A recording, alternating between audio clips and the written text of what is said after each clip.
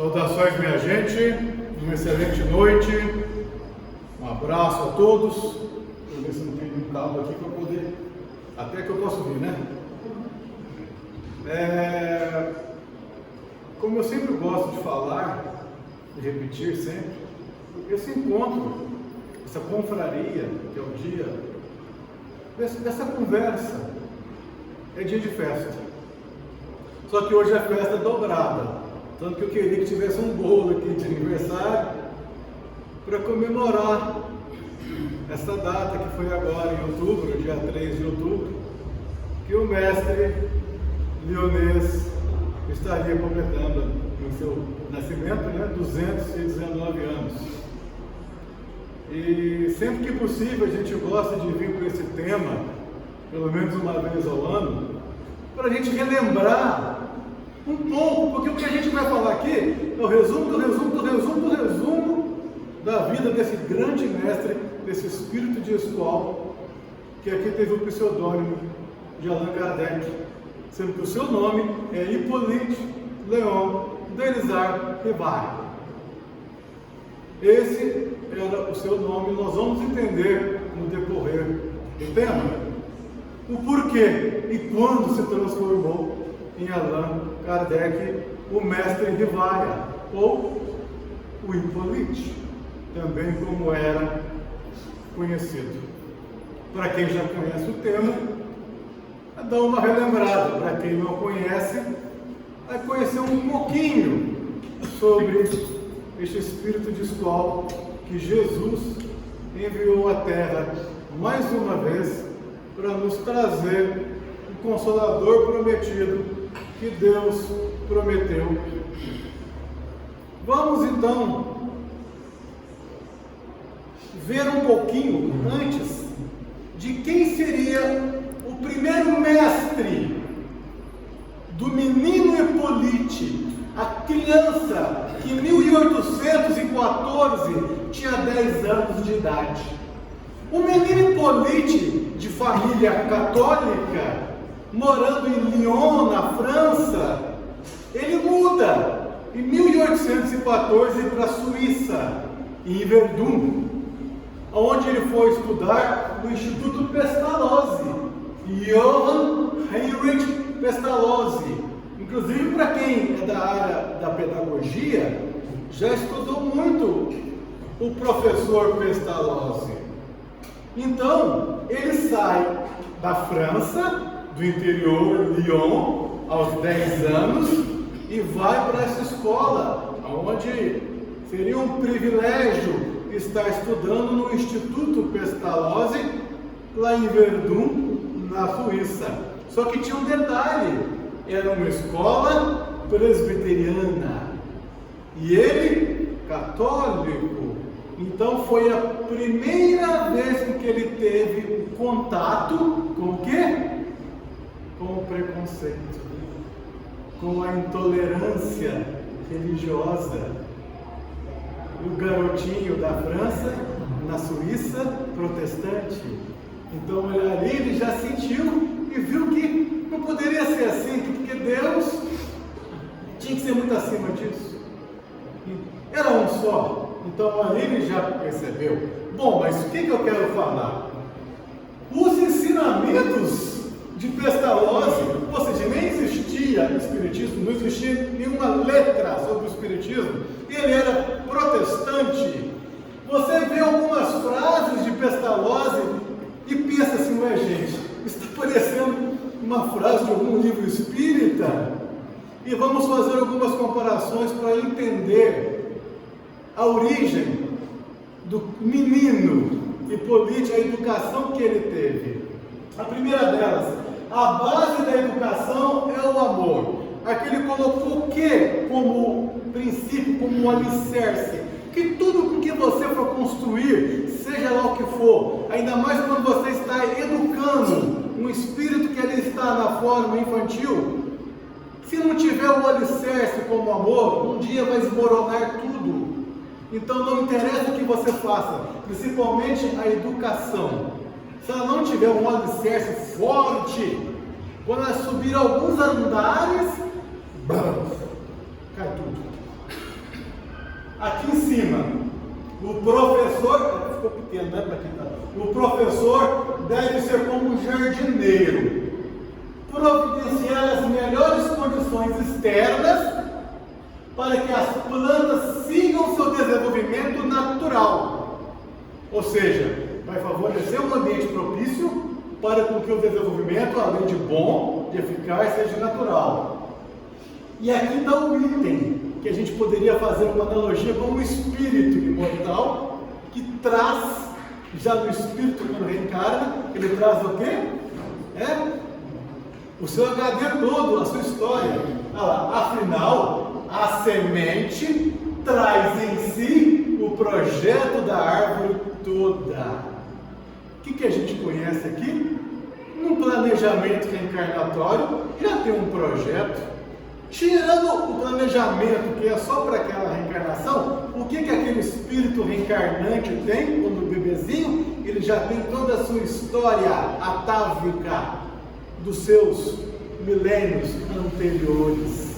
Então já traz ali o que traz nele? Traz virtudes, traz mazelas, as vicissitudes morais. Então, da mesma forma, ele traz o quê? A parte boa. Então, com o amor e com uma educação que Pestalozzi já ensinava, você vai fazer aquele espírito o quê? Soerguer, sobressair, evoluir, amadurecer, melhorar. Desde a criança encarnada ao espírito com que ela é realmente. E isso é um protestante falando numa época em que não existia o espiritismo. Allan Kardec tinha 10 aninhos. E essa aqui fala a mesma coisa. E que está sendo feito ali na evangelização infantil e nos nossos lares. E no Evangelho no Lar, que nós fazemos uma vez por semana pelo menos. A natureza, olha só gente, parece que eu estou lendo isso num livro espírita, e foi o Pestalozzi, presbiteriano. A natureza melhor da criança deve ser encorajada o mais cedo possível, ou seja, como espírita, agora a gente pode falar no ventre, a combater a força prepotente do instinto animal, ou a combater as mazelas com que aquele espírito já está trazendo de outras encarnações. Às vezes aquele espírito ali pode ser muito mais velho que os pais que estão recebendo ele. Às vezes aquele espírito pode ter mais virtudes que o pai, ou pode ter mais mazelas, mais vícios que o pai, que os pais. Então aí que entra o quê? Que essa natureza melhor da criança, ou seja, o que ela tem de bom, deve ser o que? Amplificado, para com que o que é de ruim seja diminuído, seja extirpado, porque ele vai trazer tendências ruins. Infelizmente, se nós estamos aqui na Terra, é porque a gente mais tem isso. Se nós estamos na Terra, num planeta ainda de provas e expiações, que com certeza a gente tem mais coisa ruim do que boa. Então aquele que tem a consciência disso, do espírito imortal, já vai combater as más tendências desde o ventre nas orações. E olha que nem era preciso de ter esse conhecimento, porque ele não tinha esse conhecimento. O Instituto Presbiteriano não tinha esse conhecimento, mas já falava da importância disso, pelo menos desde o berço. Então este era o mestre de Allan Kardec, quem o educou no início. Bom, nós vimos o menino de 10 anos. Vamos para o jovem Rivaia, que aí do menino Hippolyte, ele já era conhecido pelo seu sobrenome, que escreve Rivail, em francês Rivaia. O jovem Rivaia, antes dos 18 anos, ele se transforma um dos mais ilustres educadores da França, com diversos diplomas, alguns, pedagogia, bacharel em letras, ciência, física, química. Era um cientista, era um mestre. E o que ele era mais? Poliglota e neologista. Poliglota, várias línguas, alemão, inglês, italiano, espanhol, holandês, e mestre em francês, porque ele revolucionou o quê? A língua francesa. Então esse era o mestre Allan Kardec. E algumas obras, para poder elencar aqui, porque são muitas, na verdade tem mais. E isso aqui foi tudo antes do Espiritismo, tá? Era o mestre Hippolyte. Isso foi antes do Espiritismo. Em 24, curso prático teórico de aritmética. Ele revolucionou o ensino na França. E qual que era a matéria que os nossos pais, os nossos avós estudavam na escola? Era inglês? Qual que era? Francês. Que língua, e quem trouxe essa didática francesa naquela época? Hippolyte, ou seja, Allan Kardec. Ele que revolucionou a gramática francesa, que foi estudada depois no mundo, quando o francês era a língua que dominava. Em 1825, ele funda e dirige uma escola de primeiro grau em Paris. Em 26, ele funda o Instituto Rivai, seu sobrenome. Em 29, em 1800, né, gente? Para o melhoramento da instrução pública, ele faz um plano para melhorar a instrução pública na França. Ela ficou forte naquela época. 831, a gramática francesa. Então ele se dedicou-se para uma maior democratização do ensino francês. 31. Aí de 1835 a 1840, ou seja, não tinha o quê? Espiritismo. O Espiritismo surgiu quando? 1857. Se não tivesse a câmera aqui, eu ia estar andando com vocês, como vocês sabem que eu gosto de fazer, né? Gosto de andar, de conversar, de perguntar. Então, olha só quanta coisa.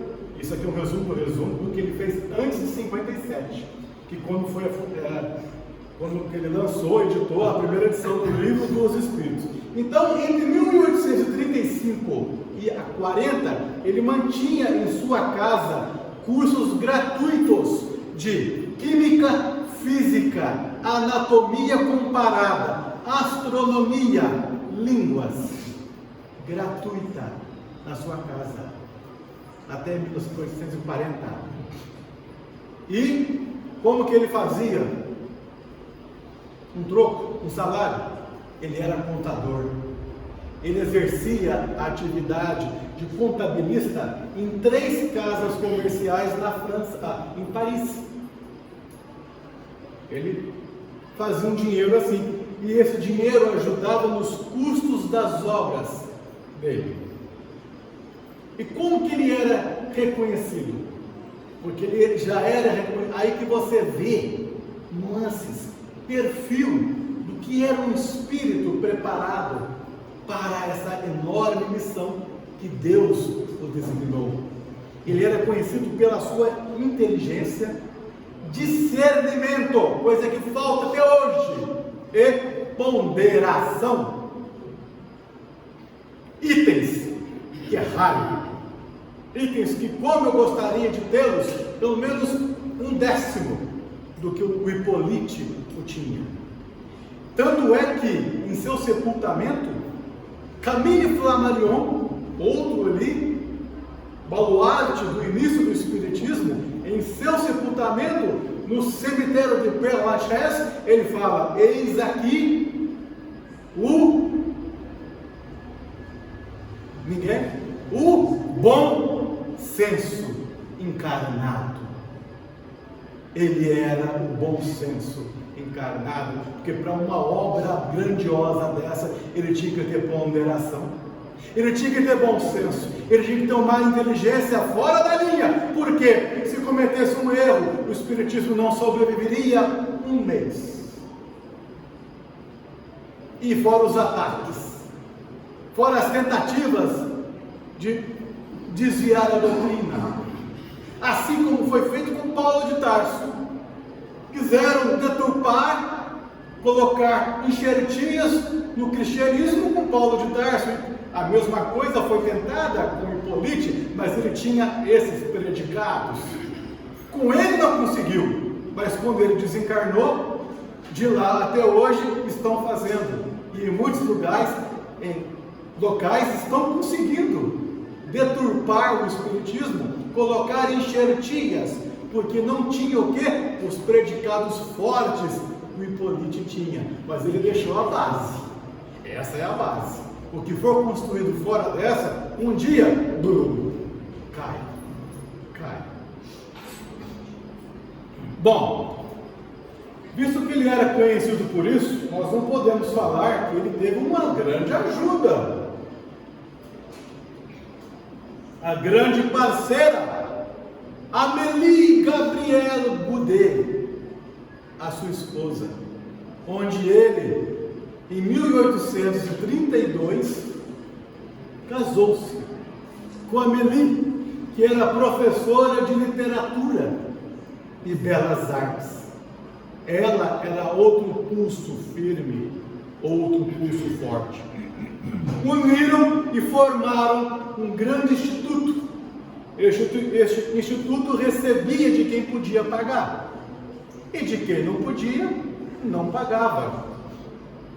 E ele já teve, desde essa época, principalmente quando o espiritismo surgiu, ele teve intrigas, traições, insultos, ingratidões, tudo de mal o cercou esse mestre ilustre. Mas em todos os momentos, em todas as dificuldades, ele sempre encontrou o terno afeto de sua nobre esposa, amparo e consolação. Tanto que uma frase dele é: a mulher é a estrela de bonança nos temporais da vida. Ela o auxiliou muito, inclusive depois, após a morte. Mas vamos lá. A publicação do Livro dos Espíritos, tanto quanto a Revista Espírita, que é maravilhosa, se deveu a grande parte de quê? Da firmeza e ânimo, insistência e perseverança da Madame Allan Kardec, que ficou depois o apelido dela. Ainda não tinha esse apelido aqui, nessa fase não tinha. Ela pegou o apelido Madame Kardec. E antes e após a morte do Hipólite, ou do mestre Allan Kardec, ela conduziu todas as atividades do serviço dele, da Revista Espírita, do Instituto Rivaia, até os 88 anos de idade, quando ela desencarna. Isso foi no ano de 1883. Então ela também ganhou pedradas, traições, puxadas de tapete. Por quem? Pelos próprios espiritistas da época, que queriam deturpar a doutrina. Ela foi traída, muita coisa. Tanto é que eu, particularmente, eu só gosto de aceitar algumas obras na primeira edição. Exemplo, a Gênesis. Se for falar de outra, céu e inferno. A primeira edição, ele estava ali ainda pronto, mas as outras, ninguém garante que não foram deturpadas, e já acharam provas. Mas não vamos entrar no mérito. Em dúvida, primeira edição, que essa está garantida, não tem como mudar. Então, a Madame Kardec, ela sofreu muito com isso. Sofreu muito. Até que ele teve o primeiro contato com os fenômenos. Isso foi quando? 1855, faltando 2 anos para a primeira edição do Livro dos Espíritos. Então, quando ele teve esse contato, foi com o quê? Com as mesas, primeira coisa, as mesas girantes. As mesas que saltavam, que corriam, que batiam. E também com um tipo de escrita. Mas Allan Kardec, cientista como é, cético como é, de família católica, formado no Instituto Presbiteriano, falou: ou isso aí é um charlatão, ou é o magnetismo, ao qual ele já era conhecido. Aluno de Mesmer. E tem gente que acha que o magnetismo, que alguns locais a gente fala do passe e tudo mais, foi coisa que o Espiritismo inventou. Nunca foi. Já existia até na natureza desde que o mundo é mundo. O Hippolyte já era um magnetizador antes de existir Espiritismo. Estudava Mesmer, que foi um dos grandes pais estudiosos do magnetismo. Então isso já existia, então não existe uma técnica adequada, senão você está colocando e tirando fluido errado onde não pode. É igualzinho tomar um remédio errado, ou tomar sem ser preciso. É uma ciência que existe antes do Espiritismo. Então ele falava: se não for charlatão, é magnetismo, é alguma coisa. Aí chegava lá, não tem corda, não tem nenhum fio, não tem nada. Tem coisa esquisita. Aí o que ele pensou? Aí começou a querer dar mais atenção, porque alguns insistiam: por favor, olhe lá, avalie, dê o seu parecer. Então ele achou uma coisa interessante, que era o quê? Tinha respostas inteligentes para perguntas inteligentes. Ele falou: então, peraí, não é magnetismo, charlatão não é. Então o que está acontecendo? Aí que ele começou a aprofundar no estudo científico como método. E ele viu nas duas formas das escritas, na sexta carrapeta e na sexta peão. Na sexta carrapeta, os médicos ainda impunham as mãos através dos fluidos, que era o ectoplasma, fazia ele escrever. E na sexta peão, o próprio ectoplasma a levitava e não tinha necessidade da interferência do encarnado. Isso mostrava o quê? Mais fidelidade, era o compromisso certo, era fiel, porque não tinha interferência anímica, não tinha a passagem pelo médio, onde a mensagem iria ser mesclada. Então aqui ele começou a ver respostas inteligentes, que ao mesmo tempo era em um local e num local diferente, o mesmo tipo de mensagem para uma pergunta inteligente, e não tinha internet, não tinha zap, não tinha nada para você falar, não tinha como você falar isso. Então aí ele viu que aí tinha. E por que pegou aquele nome de decodificador? Ele só organizou a doutrina. É porque isso aqui é escrito assim, sem intervalo, sem pontuação. Era um caracol. O que eles faziam?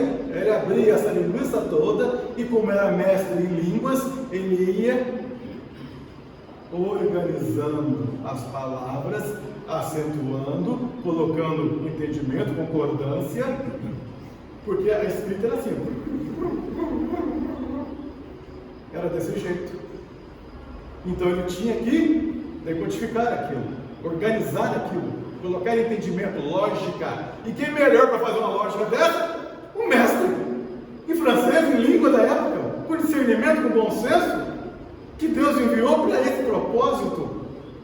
Então aí saiu a primeira edição. Mas o que aconteceu também? Como ele tinha um certo receio, e ele já questionava essa questão de perguntas inteligentes, o que ele descobriu? Que nada mais era o quê? As almas dos homens que aqui habitaram. E ele aceita a tarefa. Só que o Espírito de verdade o adverte: você terá árduas provas, irá passar por árduas provas, e ele oculta qualquer tipo de recompensa. Você vai ter prova, você vai ter cacetada, e não fala de recompensa nenhuma. Ele não imaginava, Rivaia não imaginava ser capaz. Todavia, meus amigos, ele não imaginava que ele era muito mais do que ele pensava ser. porque ele estava no corpo, estava sobre o véu do esquecimento. Como que ele poderia saber de tudo que ele é, tudo que ele poderia? Não dá-se um receio, um frio na barriga, da responsabilidade, inclusive? Só que ele não imaginava que ele era um espírito de escola, que o próprio Deus designou. Então ele era muito mais do que isso. Aí, nesse contato de 55, até que chegou em 57, nesse contato, depois de todos esses encontros, lança-se a primeira edição do Livro dos Espíritos, que seria publicado por ele. E esse método, ele utilizou uma coisa que, se utilizássemos hoje, nós não teríamos problema, que era o quê? A universalidade dos ensinos, que é o quê? O sufrágio universal, que é o quê? Será que isso é verdade? Naquela época não tinha internet, não tinha nada. Aí, várias mensagens no mundo inteiro.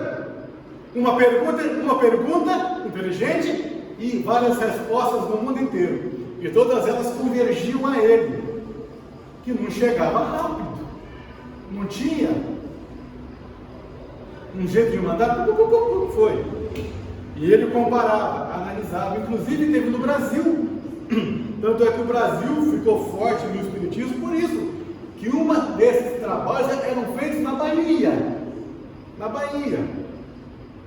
E por aí em vários países da Europa, da América do Norte e da América do Sul, foi o Brasil que foi um forte, especificamente na Bahia.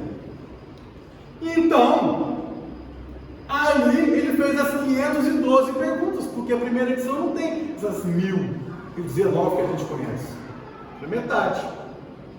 Ali saiu perguntas exatas, que passou pelo crivo da razão dele e passou pela universalidade dos ensinos. E hoje em dia a gente aceita qualquer mensagem. Ah, não, isso é. Tanto que Erasto, no Livro dos Médiuns, olha que maravilha esse espírito de Erasto, que é fora de série aí. Tanto que ele falava uma coisa, que a gente seguisse muito, a gente não ia tomar cacetada. Que é o que o Erasto falava?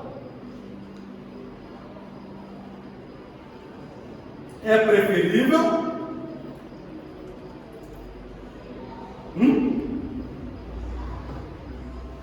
recusar 10 verdades do que aceitar uma mentira.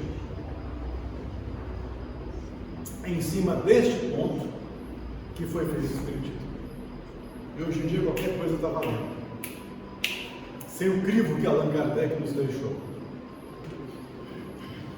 Foi a orientação do Espírito Erasto no Livro dos Médiuns. Então, quando ele lançou esse livro, ele ficou constrangido, por causa que ele era um nome reconhecido, um nome de prestígio, inclusive amigo de Napoleão. E ele não queria utilizar o nome do mestre, que era ele era, Hippolyte Léon Denis Arrivai, na obra dos espíritos. E para não utilizar o prestígio dele, tão pouco com Napoleão, então ele tinha que ter um pseudônimo. E agora? Aí que entra outro espírito também fora de série, que é o espírito Zéfiro. O espírito Zéfiro chega para ele e revela uma de suas reencarnações passadas e fala com Hippolyte: numa encarnação recente, você era um sacerdote druida na antiga França, quando não era a França, eram as Gálias, os celtas. Ele era um sacerdote druida e o seu nome era Allan Kardec. Pronto, está aí, Allan Kardec. E ali nasce Allan Kardec e começam-se as obras agora, depois de 57, porque até então eram as obras do Hippolyte. Então Hippolyte ali saiu de cena e entrava Allan Kardec em 1857. O livro só algumas obras, o Livro dos Espíritos, Revista Espírita, 12 volumes. Quer conhecer como é que é trabalhar na casa espírita? Quer conhecer como é que é o trabalhador Allan Kardec, não o Allan Kardec que fez esses outros livros, que participou, organizou, mas o trabalhador do dia a dia, a Revista Espírita, que foi até o ano que ele desencarna. Então foi de 1858 a 69, 12 volumes. O que é o Espiritismo? Antigamente na Feira do Livro, chegava lá, a pessoa que não conhecia nada, eu queria conhecer o Espiritismo, o que você me recomenda? Não é romance, não é romance, não. O que é o Espiritismo? Depois você dá um salto para outros livros. Livro dos Médios, obrigatório, para quem está no trabalho mediúnico.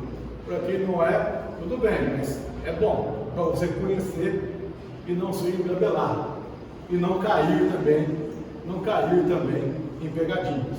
Livro dos Médios. Aliás, vamos aproveitar o livro dos Médios, fazer uma pergunta que difícil. Qual que é o melhor médium que existe? Que tipo de perfil que ele teria? Qual que é o melhor médium?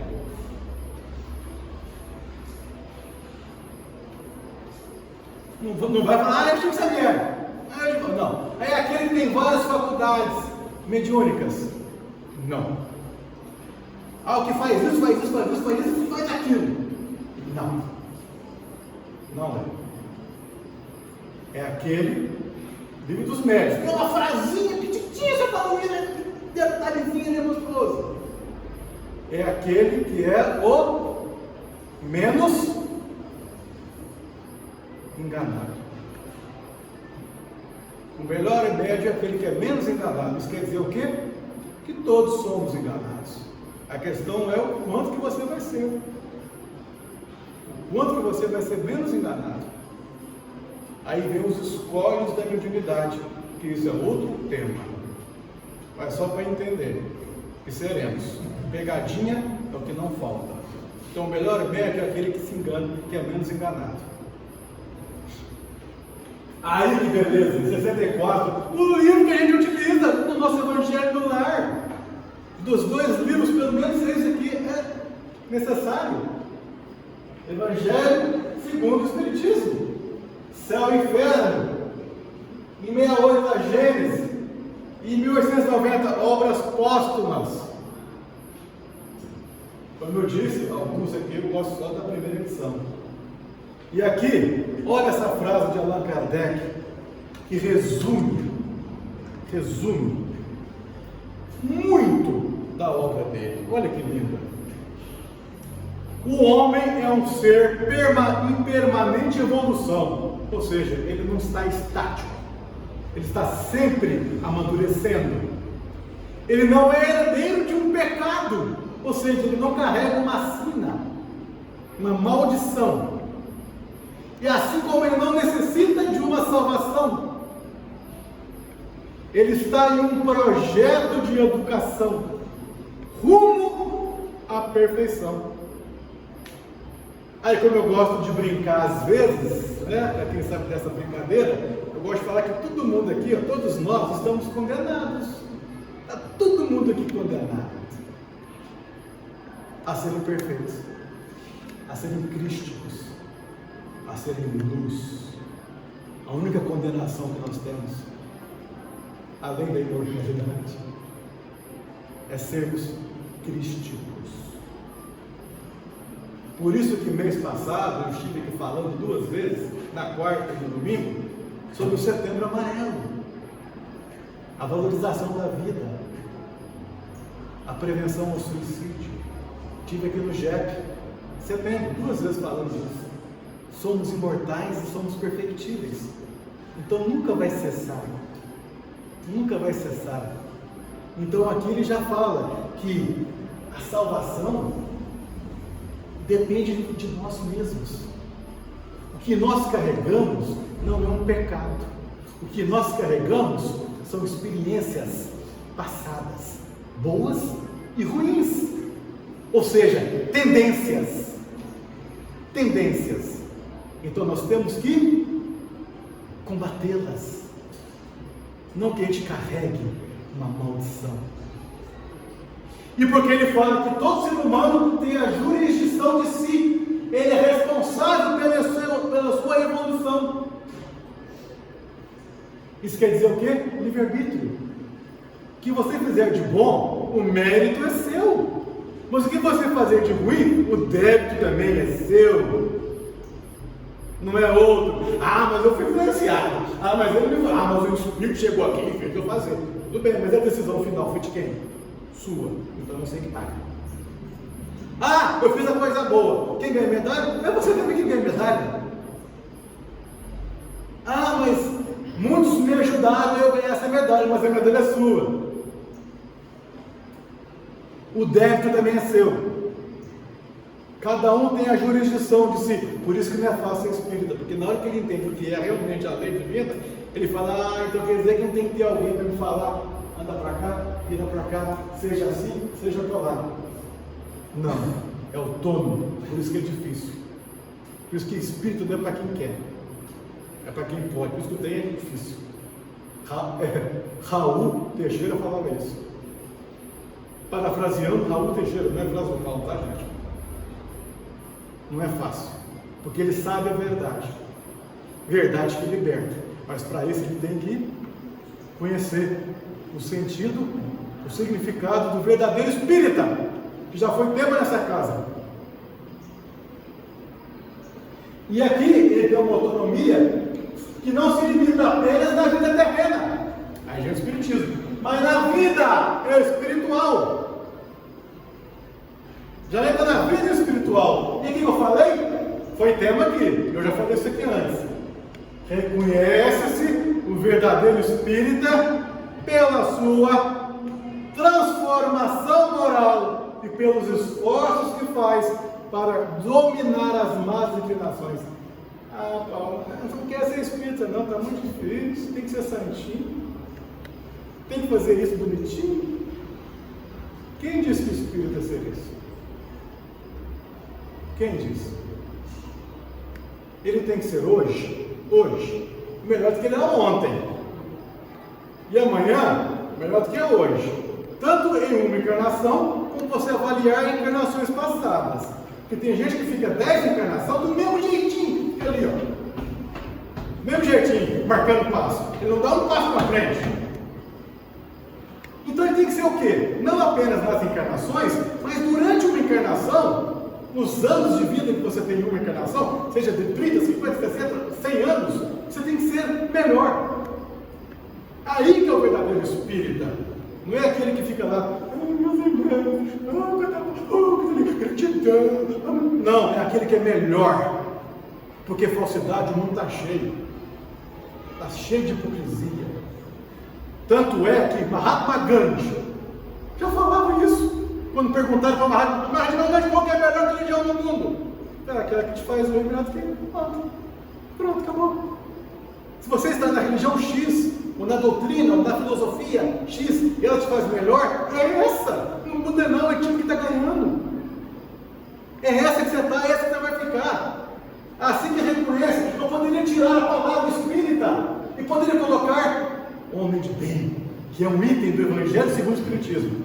Já no meio cristão, eu poderia tirar o espírita e colocar o verdadeiro cristão. Mas para não falar que é só cristão, coloca o homem de bem. O homem de bem pode ser qualquer um, até ateu. Ah, então quer dizer que tem santinho? Não, é. Se você brigar hoje comigo aqui, eu posso te xingar um monte de coisa. Posso até dar um pescoço em você. Mas se fosse antigamente, eu te passava a faca. E aí? Eu não melhorei de uma encarnação para outra? Se você falasse, comigo, eu te passava a faca no pescoço. Hoje eu te xingo. Evolução. Evolução. E tem gente que não quer entender isso. Mas o que é importante? Evolua o melhor que puder. Faça esse salto quântico. Assim como Saulo fez para Paulo. Assim como Maria de Magdala. Assim como Zaqueu.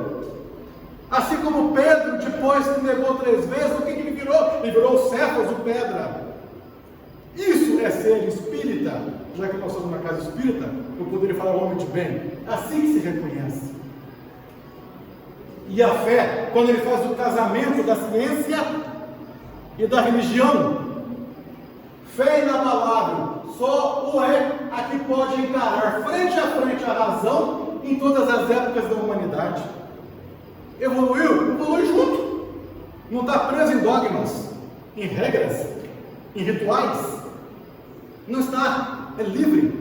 Mudou-se uma coisa, muda-se junto. E olha que tudo que foi colocado na época, na base primária do Espiritismo, nada conseguiu ir contra até hoje. Aliás, muito pelo contrário, coisas que foram ditas em obras de 30, 40, 50, 60 anos atrás, estão sendo reveladas aos poucos. Quantas coisas, inclusive até na obra de André Luiz, coisa que foi, no caso, colocada há décadas atrás, a medicina, a neurociência descobriu nos anos 90, depois nos anos 2000. Foi sendo descoberto. O Espiritismo vai junto, ele não está preso em dogma. Ele evolui junto. Estamos numa permanente evolução, lembra quem falava ali?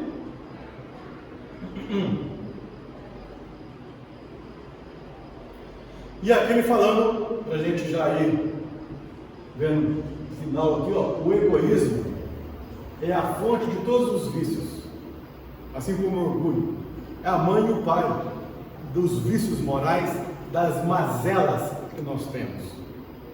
Da mesma forma, a caridade, não a caridade como nós entendemos, como muitos entendem, mas a verdadeira caridade, que não é a material. A material é só um afluente dela, um pequeno afluente. Mas a caridade de ser benevolente, de ser indulgente, de saber o que é o perdão. A caridade do verdadeiro amor, aquele amor que mais se aproxima do ágape, que na terra não existe. O mais próximo, mesmo assim, muito distante, seria o amor dos pais ao filho. Apesar que comigo isso é muito distante, né? Porque tem uns que não poderiam nem ter esse nome de pai e filho. Tem uns que até matam. Então, o mais próximo seria dos pais aos filhos, seria o ágape. Então, a caridade também é o quê? A fonte de todas as virtudes. E aqui tem uma coisa que quando eu era mais bobo, que hoje eu sou meio bobo, quando eu era bobo inteiro, eu já passei mal por causa disso, eu já fiquei com dor de cabeça por causa disso, eu já fiquei esgotado juridicamente por causa disso, porque eu era mais bobo. Aí que eu fui ver que na revista espírita, em 68, falava isso. Não, desculpa, 63. 63 falava isso. Eu falei, gente, por que eu não li esse pedacinho quando você é tão bobo como eu fui? Esclarecer os que procuram de boa fé. Mas é inútil discutir com antagonistas de má fé ou ideia preconcebida. Gente, reencarnação. Reencarnação. E eu tentando explicar, reencarnação, não, porque tinha outros nomes, porque era assim. Eu saí esgotado. E quando eu ia discutir com o satanista a existência de Deus, caiu tudo os cabelos, esgotou, meu Deus do céu, e agora? Aí que eu aprendi que ele falou, é inútil, é cada um no seu tempo, é cada um na sua evolução. Hoje ele consegue entender, porque a verdade ela vem aos poucos. Se você está num quarto escuro, a semana inteira no quarto escuro, eu chego lá com o holofote, pá na sua cara, aqui você vai ficar cego, porque a luz tem que ser gradativa. Olha quanto tempo que demorou a chegar à primeira edição, depois que Jesus foi crucificado. 1857 anos, até ser preparado a terra. E Jesus falava, ó, vou enviar. Aquilo que eu já falei, que vocês não lembram, é que vocês não sabem, eu vou enviar o meu Consolador prometido. Lembra dessa frase? E ficará com vocês para sempre, se é para sempre, então não é uma pessoa. Levou 1857 anos da morte do Cristo para vir essa luz chegar. Aí tem mensagem falando, não, porque o livro dos Espíritos está desatualizado. Meu irmão levou 1857 anos. Quanto tempo vai levar para o próximo? Livro dos Espíritos 2, a volta. Uns 2000 anos, pelo menos, né? Uns 2000 anos, né? E tem gente querendo derrubar a coisa que está lá. Isso que eu não aguento. Fica na base, fica no arroz com feijão, já está bom demais. Depois vem uma massa diferente.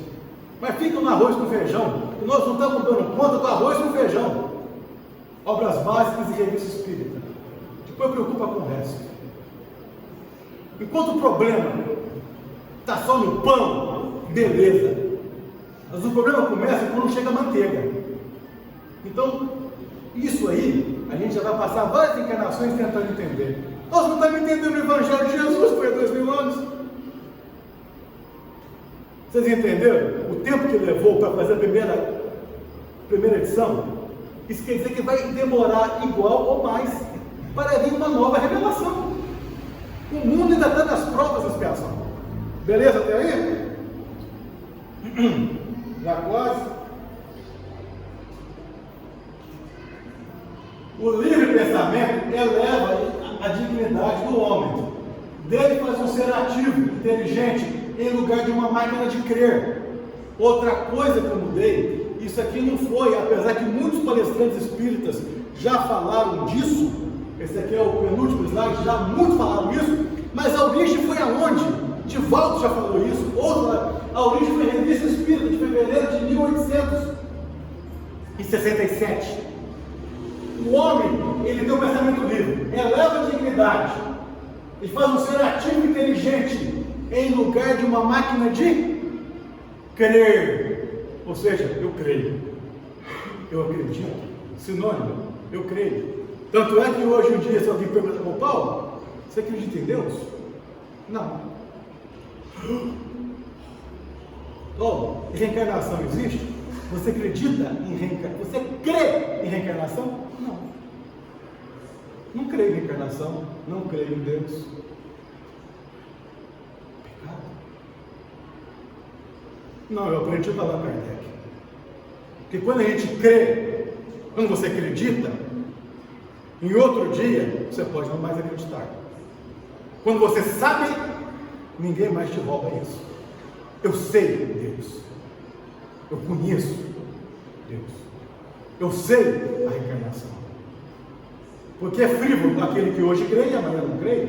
Eu creio que você é honesto. Aí amanhã você me puxa o tapete, eu não creio mais. Crer, você pode descrer. Quantos não acreditam em reencarnação? E quando chega lá, nossa, acredita, agora eu creio. Não, agora você sabe, que ninguém vai te roubar. Eu sei ler. O mestre, olha só, eu sei ler português. O mestre Allan Kardec, alguém vai roubar isso de mim? Não, então eu não creio que eu sei ler. Eu sei ler, ninguém vai roubar isso de mim. Tem uma diferença que Allan Kardec deixou nesse espírita, e a gente não se atentou. Muitos palestrantes falavam isso depois, mas na verdade foi aqui que ele falou. Nós apenas utilizamos essa inspiração. E o fardo é proporcional às forças, como a recompensa será proporcional à resignação e à coragem. Então, se você está recebendo um peso, é que você tem condição. Na hora que você acha, eu não tenho força, eu não dou conta, é que você chegou no 50%. Aquele momento que você fala, não dou conta, você está no 50%.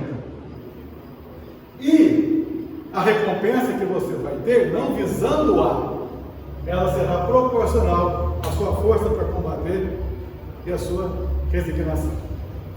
Então, no seu túmulo, a lei, lá no cemitério do Père Lachaise, em Paris, nascer, morrer, renascer ainda, ou seja, renascer sempre e progredir sempre, ou seja, sem cessar, tal é a lei. E assim foi o final, em seu túmulo, a sua última mensagem.